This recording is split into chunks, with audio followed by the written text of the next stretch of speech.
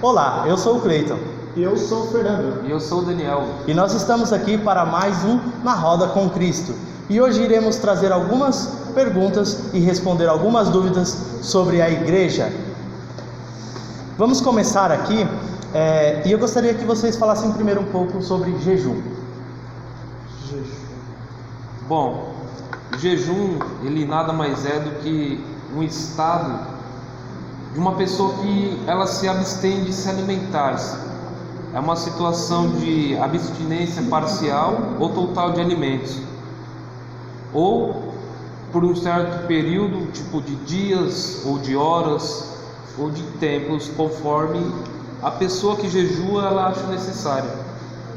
E existem, eu pesquisei aqui, 3 tipos de jejum diferentes.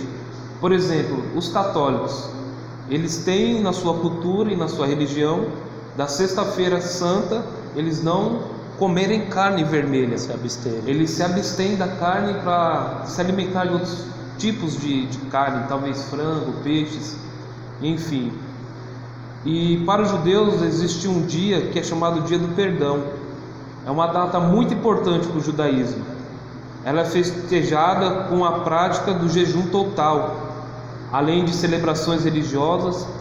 E esse jejum ele inicia na manhã de um dia e ele se estende até a manhã do dia seguinte. E os muçulmanos também fazem jejum. Eles vão do amanhecer do sol até o pôr do sol. E lá eles têm também as suas festividades, as suas práticas religiosas. E eles entendem que esse dia é o dia pela qual eles devem jejuar para que os seus pecados sejam perdoados. É basicamente isso que eu entendo sobre o jejum. Mas também há uma diferença entre jejum e consagração. O que você entende sobre consagração? Vamos lá. Eu tenho a primeira pergunta aqui, que foi efetuada pela Tainara. Obrigado, Tainara, por ajudar a gente, fazendo as perguntas. A pergunta dela foi: qual é a importância do jejum e qual a diferença entre o jejum e a consagração, ou jejuar e se consagrar? Vamos lá, o Dan já explicou aqui a base do jejum, como que é o jejum em outras visões, outras religiões. Mas trazendo para um modo mais simplificado, o jejum ele era mais uma preparação espiritual. Que Jesus ele jejuou 40 dias e 40 noites, Assim também foi com Moisés. Lá em Êxodo 24:18, Moisés ele sobe no monte e ele jejua. A Bíblia diz que ele ficou sem comer pão e sem beber água durante 40 dias e 40 noites. E aí foi revelado os 10 mandamentos, A aliança, a placa ali da aliança, a tábua das alianças. Então, essa foi a determinação de Moisés, foi um propósito espiritual. Assim também foi com Jesus, uma preparação espiritual, o jejum. Já em João, capítulo 17, Jesus está orando pelos seus discípulos. E uma das suas frases que ele vai orar a Deus, ele fala: por causa deles eu me consagro. Jesus está instituindo uma consagração. E eu fui entendendo um porquê que Jesus, a Bíblia diz que ele jejuou, mas também consagrou. E a parte de consagração, ela é como se fosse uma entrega, uma santificação. O jejum é uma busca espiritual, a consagração é uma entrega. Ou seja, quando eu jejuo, eu estou buscando. Quando eu consagro, eu estou me entregando. Entendeu? Essa é a diferença, mais ou menos. E aqui foi feita uma pergunta, que é uma pergunta, eu acho que muito corriqueira, principalmente para quem está começando, para os jovens, que foi do nosso pastor Amauri. Ele disse assim: quanto tempo devo fazer jejum? E outra, o jejum tem que ser absoluto ou posso tomar água? Jejum e oração. Isso aqui eu quero introduzir um pouco melhor, e aí eu quero a explicação melhor de vocês. Esse tempo de jejum, eu entendo que não existe um tempo doado a isso. Isso é muito mais o quanto você precisa para se esvaziar de si mesmo e obter a Deus, porque essa é a intenção do jejum, é deixar, negar, abdicar da carne e poder trazer a força do Espírito para que ele possa ter um domínio maior sobre você. E também quanto ao jejum absoluto, se a pessoa pode tomar água ou não, isso acho que é uma coisa muito importante, porque as pessoas às vezes até ultrapassam os seus limites e colocam assim a sua saúde em risco. Eu mesmo costumo fazer jejum, mas eu não costumo me abster de água, porque eu sinto muita sede, sou uma pessoa que toma muita água constante. Então eu costumo, quando eu oro, e assim eu até pergunto para vocês, quando eu oro eu falo: Senhor, eu estou agora entrando em um jejum, me abstendo de tudo aquilo que pode me fortalecer a minha carne, mas nesse momento, Senhor, a única coisa em que eu irei fazer é beber água. Esse é o caminho correto dentro dessa pergunta, e a importância do jejum e da oração andarem juntos. Bom, vamos lá. O jejum, ele existe o jejum intermitente e o parcial. O intermitente foi aquele que o Dan disse: se abstém de qualquer tipo de alimento, seja líquido, seja sólido, você não bebe. Mas vamos lá, trazendo para a história, nós vamos ver que Moisés, corrigindo a referência que eu dei, é Êxodo 34, 28, tá? Moisés, ele sobe no monte e ele fica sem comer e sem beber água. Foi total, 40 dias e 40 noites. Cientificamente, eles falam que a gente não pode ficar sem tomar água, né? Nosso corpo depende disso. Já o jejum de Jesus fala que ele ficou sem comer, não fala que ele ficou sem beber, mas não deixou de ser um jejum. Talvez de forma parcial, mas não deixou de ser um jejum. Ele não se alimenta da comida sólida e se alimenta do líquido, né? Que é a água que é necessária. Então eu entendo que essa parte acaba entrando para a parte de um jejum parcial, o que não é errado, também é uma parte, porque o jejum, ele é mais em questão da sua busca espiritual do que do seu ato de fazer. Se você toma uma água e tem o seu foco firme no Senhor, na oração, buscando, sempre ali vivendo de forma espiritual, não tem erro. Agora, não adianta eu me abster de tudo isso e ficar só pensando na comida. Exatamente. A questão do tempo, rapidinho, só para me concluir, ele perguntou quanto tempo deve ser o jejum, né? Eu respondo: Jesus e Moisés foi 40 dias. Se você tiver capacidade de tudo isso, amém. Agora, só para concluir, por que 40 dias? Eles tinham a quarentena, os 40 dias, como uma preparação. Então Moisés ficou 40 dias jejuando no monte, ficou 40 dias orando no monte, e quando ele desceu preparado que o seu rosto resplandecia.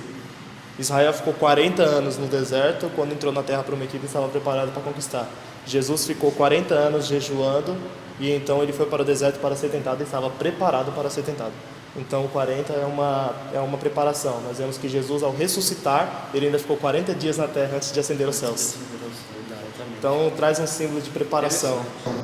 E você, Dan, quanto a esse caso do tempo, do absoluto ou do tomar água, e assim, pedindo para você explicar um pouco melhor essa parte de jejum e oração, como eles devem caminhar, porque o meu ponto de vista, o jejum, se você só se abstém de comida, mas não tem uma oração, um momento de louvor, adoração a Cristo, você está fazendo um regime, você não está fazendo um jejum.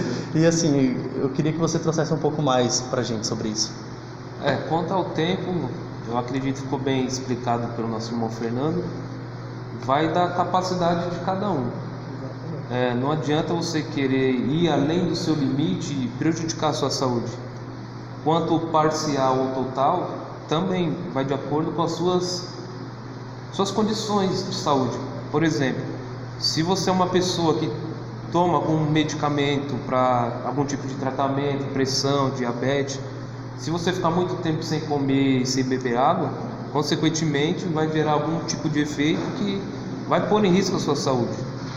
Então cabe a quem for fazer entender e saber qual que é o seu limite, né? Saber balancear até que ponto ela pode ir, o que ela acha que deve renunciar no sentido físico de comer ou de beber.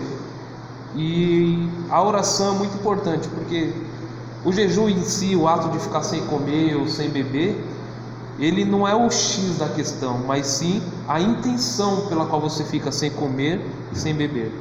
Não adianta, vamos supor, você jejuar, eu jejuar, sendo que algum tempo atrás teve algum desentendimento entre nós e eu não te perdoei e você não me perdoa. Então seria um sacrifício de tolo, né?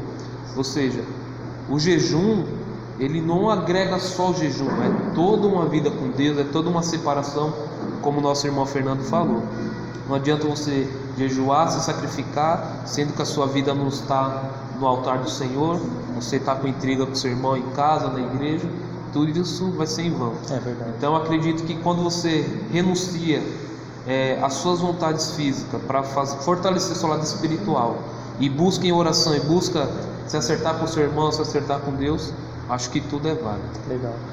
Eu vou trazer mais uma pergunta. Essa é da nossa pastora Dalva. E ela disse assim: gostaria de saber se toda a maneira de jejuar é válida. Por exemplo, o jejum de doce, Coca-Cola e outros alimentos. Ou deve-se entender que o propósito não é jejum. E aí eu queria começar por você. Esse jejum de algumas coisas, ele é válido, e até quando e o porquê disso? Eu entendo, para mim, que isso não parte para o sentido de jejum, e sim um propósito. Por exemplo, há pessoas que, se ela não tomar pelo menos um copo de Coca-Cola numa semana ou por dia, ela se sente mal, né? Ela tem que comprar. Não adianta se é de madrugada, se é de noite, se está chovendo, se está sol, ela precisa daquilo.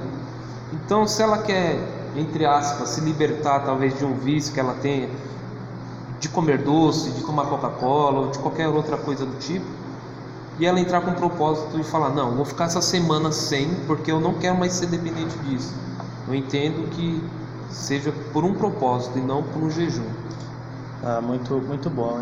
E quanto à sua posição quanto a isso? Eu também entendo dessa forma, que isso aqui não é necessariamente um jejum, é mais um propósito, né? E até trazendo um pouco do que nós falamos sobre jejum e oração.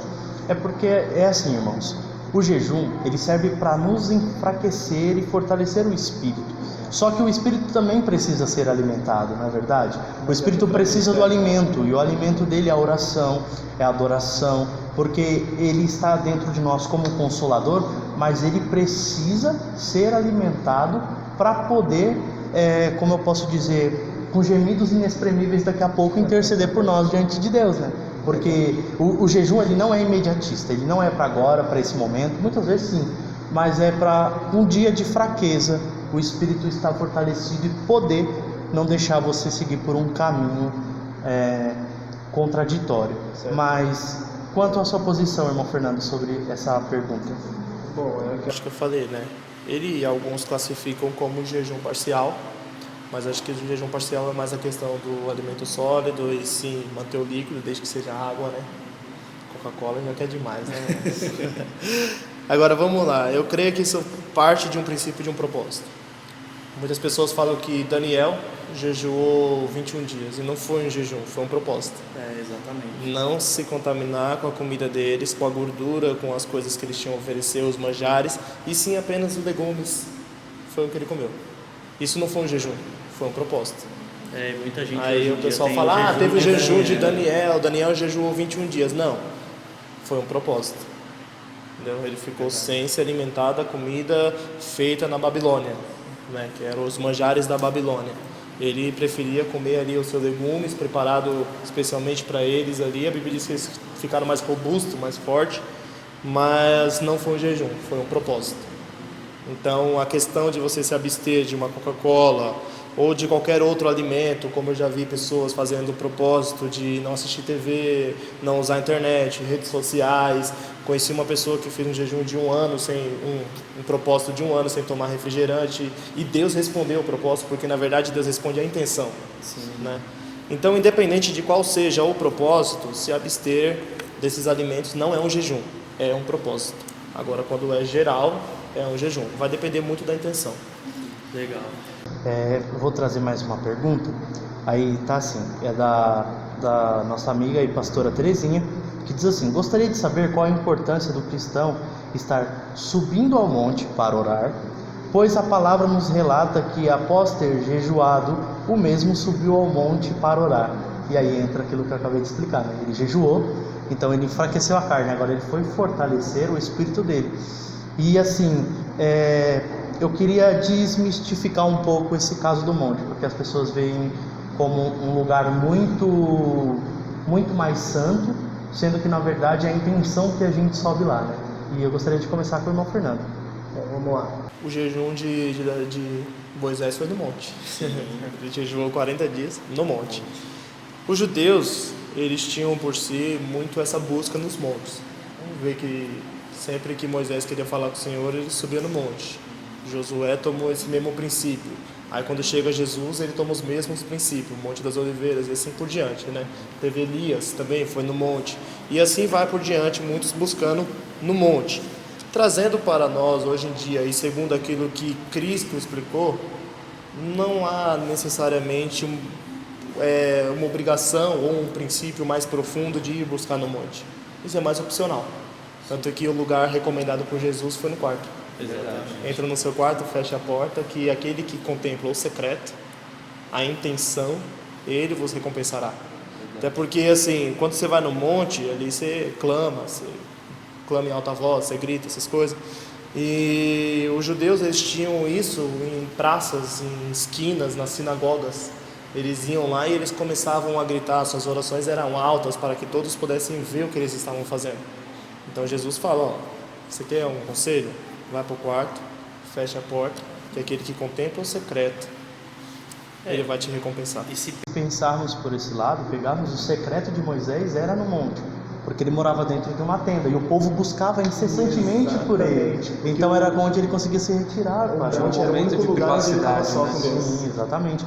Josué também, por serem líderes e estarem no meio do povo. Então, o monte para eles era o secreto, o monte para eles era o lugar. Então, entendo, se você deseja buscar mais a Deus, busque no secreto. Aí o seu secreto é você e Deus. E aí agora, gostaria que se você tem algo a falar sobre a resposta, pode ficar à vontade. Sobre a oração no monte, tem muitos crentes hoje que não gostam, né? Infelizmente, em alguns lugares, tem acontecido que o comércio tem aumentado aos pés do monte. Existem pessoas que estão ali para entregar revelações que nem sempre são de Deus. Exatamente, é o perigo. Já ouvi casos de um amigo meu, ele recebeu uma profecia que Deus estava preparando uma varoa para ele, que já estava chegando, mas esse amigo já era casado. Então existem essas coisas, essas divergências que fazem com que os cristãos não subam mais ao monte. Meio que perdeu o crédito naquilo. Eu entendo assim que hoje em dia o monte ele seria um lugar mais propício, talvez, porque todos ali, na teoria, estariam na mesma fiação, num só propósito, Buscando a Deus. Mas como o nosso irmão falou, né? Jesus ele foi bem enfático, bem simples em dizer que entre no secreto, né? Você e Deus ali. Eu acho que a intenção vale mais do que o local. Isso é bem importante mesmo. E explicando para vocês, nós três aqui, às vezes temos o costume, né, de ir ao monte. Nós praticamos isso. Mas com o tempo nós percebemos que a gente subia para o monte com uma intenção. E hoje eu tento ter essa intenção e essa intensidade dentro da minha casa. Porque é o lugar onde você mora, é o lugar onde você vive. Aquele lugar precisa ser santo para que você possa sentir a vontade. Então, nós não estamos falando para você não ir, para você deixar de praticar, mas que dentro de casa talvez seria o mais correto e seria o melhor, porque ali não tem ninguém para te incomodar, como o irmão deu um exemplo, com uma revelação que não vem do Senhor e pode muitas vezes prejudicar a sua vida, porque você pode tomar uma decisão através daquilo precipitada. E agora eu vou trazer uma pergunta do nosso irmão Vanderlei. Para que serve o jejum? Os benefícios dele. E quanto tempo Jesus jejuou e qual foi o acontecimento após o jejum de Jesus? Eu vou começar mais uma vez com o nosso irmão Fernando. Vamos lá, a questão dos benefícios do jejum. Como nós falamos aqui, né? Eles tinham mais o jejum como uma preparação espiritual. Como você disse, você está enfraquecendo a carne para fortalecer o espírito, né? Então eu acredito que o benefício do jejum é você negar a si mesmo para dar força ao Espírito Santo, ou ao Espírito que está sobre você, né? Que existe o Espírito do homem e o Espírito de Deus. Então, para que você dê mais força, você sacrifica a sua carne. Eu ouvi uma história certa feita, foi até um pregador que falou que no interior onde ele morava existia brigas de gado. Isso é até proibido, né? Mas eles faziam o seguinte: aquele gado que tinha menos aposta sobre ele, eles alimentavam ele durante o dia inteiro. E aquele outro galo que o pessoal apostava, que acreditava e dava muito dinheiro, eles deixavam ele o dia todo preso sem se alimentar. Quando chegava na hora da luta, com certeza o que estava mais forte, mais alimentado, vencia a luta. E assim é o jejum. Quando eu alimento a minha carne está mais forte que o meu espírito. Quando eu alimento o meu espírito e menos a minha carne, o meu espírito está mais forte que a minha carne. Entendeu? Esse é o benefício do jejum. A questão de quanto tempo Jesus jejuou foi 40 dias, 40 noites, como a Bíblia relata. E o acontecimento após o jejum, ele sentiu fome. Ele sentiu fome. A Bíblia diz assim, tendo Jesus jejuado 40 dias e 40 noites, sentiu fome. Entendeu? Mas além dele sentir fome, ele estava com as suas forças espirituais renovadas. Foi por isso que ele foi levado para o deserto, tentado por Satanás e venceu. Porque ele estava firme espiritualmente. Exatamente. Agora eu vou trazer uma outra pergunta aqui do nosso irmão Giderson, para a gente poder não deixar esse vídeo muito longo, porque senão daqui a pouco é o nosso primeiro vídeo de 40 minutos, o segundo... eu gostaria de saber o seguinte, o batismo que recebemos na nossa igreja serve também para outras igrejas? De uma certa forma, sim, mas existem certas denominações que quando você começa a frequentar e quer se agrupar aos membros, você é submetido ao novo batismo. Por exemplo, a Congregação Cristã do Brasil, eles têm esse costume, né? Quando a pessoa vem de fora, e mesmo que ela já tenha sido batizada, ela tem que se batizar de novo naquela congregação. E essa outra pergunta agora do pastor Ronaldo, essa eu quero que nós três possamos responder, que diz assim: pergunta, se me reconcilio com o Senhor, mas já me batizei em outra denominação, tenho que me batizar novamente? Acredito assim que não. Se você se reconciliou, já quer dizer que você aceitou Jesus antes. Uma reconciliação, você está voltando, né? Está se reconciliando. Então você já tem aceitado Jesus antes. Se você batizou numa igreja evangélica com batismo de Jesus, né, batizado no nome de Jesus, como a Bíblia nos ensina, então não precisa de um outro batismo. Agora, se você foi batizado na igreja católica, como era criança e tal, aí sim, creiam sim que aí precisa sim do novo nascimento, com batismo segundo a Bíblia nos ensina, no nome de Jesus, no nome do Pai, do Filho e do Espírito Santo, como a Bíblia enfatiza, né? Caso contrário, não há necessidade. E só um detalhe, que o ato de batizar, né, a própria palavra no original significa imergir, ou seja, você vai imergir completamente o corpo daquela pessoa sobre as águas, simbolizando assim a sua morte. Então, se ela já desceu as águas simbolizando a sua morte, como ela poderia voltar a morrer de novo, sendo que ela já morreu antes para o mundo, para ser uma nova criatura em Cristo Jesus? Porque assim, é muito mais, eu acho que hoje falta um pouco de instrução para as pessoas quanto à importância e o que é o batismo, né? Se nós enxergarmos assim, o batismo, ele é uma morte. Acabamos de morrer para o mundo e nascer para Cristo. Mas isso tem que estar dentro do nosso consciente. É por isso que se passa, vou dar o exemplo do nosso ministério. Nós temos a preparação para o batismo, né? O discipulado, que necessariamente não é só para o batismo, tem para muitas outras coisas. E aí essa preparação para o batismo, a pessoa tem que começar a entender isso. O que é nascer, o que é ser uma nova pessoa para Cristo. Porque nós temos esse problema hoje de conseguir entregar para a pessoa o que é isso. O que é nascer para Cristo? O que é carregar a sua cruz? O que é crucificar-se para Cristo? E tudo isso se começa no batismo. Quando você morre, nasceu, e agora você tem uma outra missão de vida. Então, ao meu ver, existem pessoas que talvez precisem se batizar de novo, mas porque elas não entenderam o significado e elas não têm a verdade do batismo dentro do coração delas. E quanto a você, assim, o que você tem a dizer mais sobre isso, sobre uma nova denominação ou batismo? E também o Dan, o que você aconselharia para as pessoas para seguir esse caminho de se batizar? O irmão Fernando tem mais alguma coisa para concluir, e aí depois você conclui. Certo, vamos lá. O batismo, hoje, trazendo para hoje, após Cristo, quando Cristo deixou a missão para os discípulos, o batismo já não é mais arrependimento dos pecados, como pregado por João Batista. O batismo agora é em nome de Jesus. Ele traz mais um sentido de um testemunho, entendeu? Eu estou testemunhando diante de pessoas a minha fé em Cristo. Eu criei na palavra e por isso eu estou cumprindo o mandamento de Jesus em me batizar.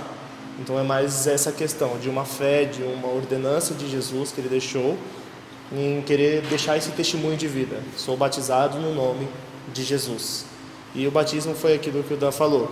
Ele é uma submersão, né? A partir do momento que você é submergido. A palavra batismo, ela veio de um alemão que fabricava picles. Ele cortava esse vegetal, ele fervia na água quente, né? Fervia na água e tirava dessa água, ele mergulhava no vinagre, ele batizava no vinagre, ele submergia o picles no vinagre. Então, dessa origem, desse ato, foi tirada a palavra batismo. Né? Você vê que tem gente que batiza gasolina, tem gente que batiza água, batiza um monte de coisa. Então é essa questão, é uma questão de imergir sobre as águas, né?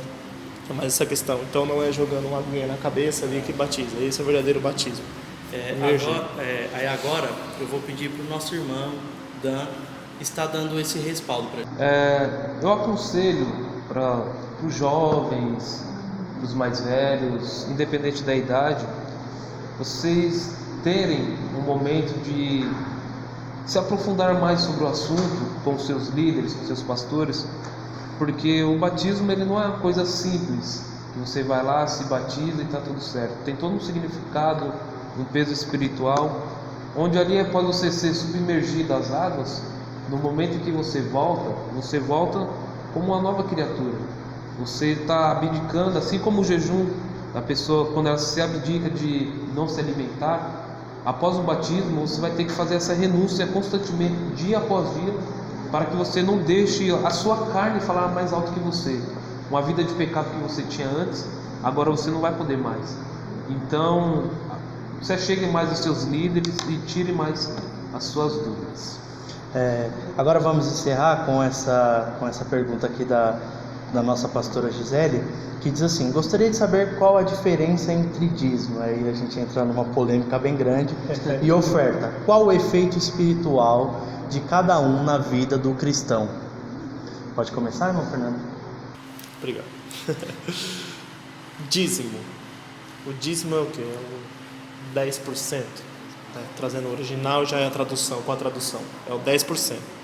Aí a Bíblia diz lá em Malaquias 3,10: trazei todos os dízimos à casa do tesouro. Aqui ele não estava falando de dinheiro.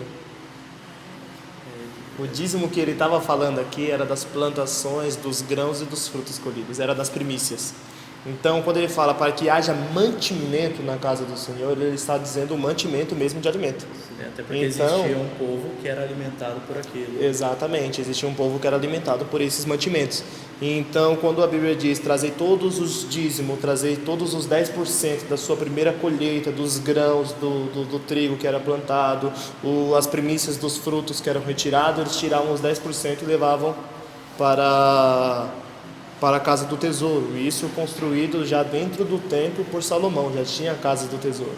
E uma prova evidente de que o dízimo ele era tirado dos frutos, nós vamos em Neemias, no capítulo 10, no verso 39, que diz que tinha o grão do azeite, eles tinham o grão do vinho, eles tinham tudo, né? Que era praticamente a uva. Eles tinham esse fruto, esse era o que eles dizimavam na casa do Senhor. Quando Neemias vai lá reconstruir o muro, eles traziam esses dízimos para a casa do Senhor. Era o grão do azeite, o grão do vinho e assim por diante. Então eram as suas plantações. A questão do dízimo é mais isso daí. Então, o que eu tiro como conclusão desse assunto? O dízimo é aquilo que você recebe. Se você trabalha com agricultura, você só planta, seu dízimo é aquilo que você colhe, é o seu plantio, é o grão, é o fruto. Ah, mas o meu trabalho ele é pago com valor em dinheiro, em real. Então o seu dízimo é tirado disso. Entendeu? Então quando a Bíblia diz trazei o dízimo à casa do tesouro, há um propósito sobre isso. Se o seu salário é em real, é em dinheiro, o seu dízimo ele é tirado disso. E quando você contribui para a casa do Senhor, você está abençoando outras vidas. E o seu tesouro não é na terra. Você está acumulando tesouros no céu. E quanto à oferta? Você Pode responder para a gente? Uma questão interessante sobre o dízimo, só para ser bem breve, trazendo para os dias atuais, nem todos nós trabalhamos nessa área de agricultura e tal, e não temos essa condição de trazer um alimento, assim, que nós venhamos plantar com as nossas mãos. Mas é interessante que alguns irmãos, na atualidade, mesmo dizimando com as suas ofertas em forma de espécie de dinheiro, eles também dizimam ou ofertam as suas cestas básicas, né? Talvez a família tenha mais do que um que receba, e eles têm essa, como eu posso dizer, essa generosidade, esse amor, esse cuidado com o próximo, né? Se ali para ele está sobrando, ele abençoar outra pessoa. E sobre a oferta, eu acredito que existem vários tipos de oferta, né? Seja em dinheiro, seja em atitudes, uma oferta em adoração ao Senhor, oferta em espécie de dinheiro. Eu acredito que não tenha nada específico declarando que você tem que ofertar com tanto, ou com isso, ou com aquilo. Entre aspas, algumas igrejas pregam isso, né?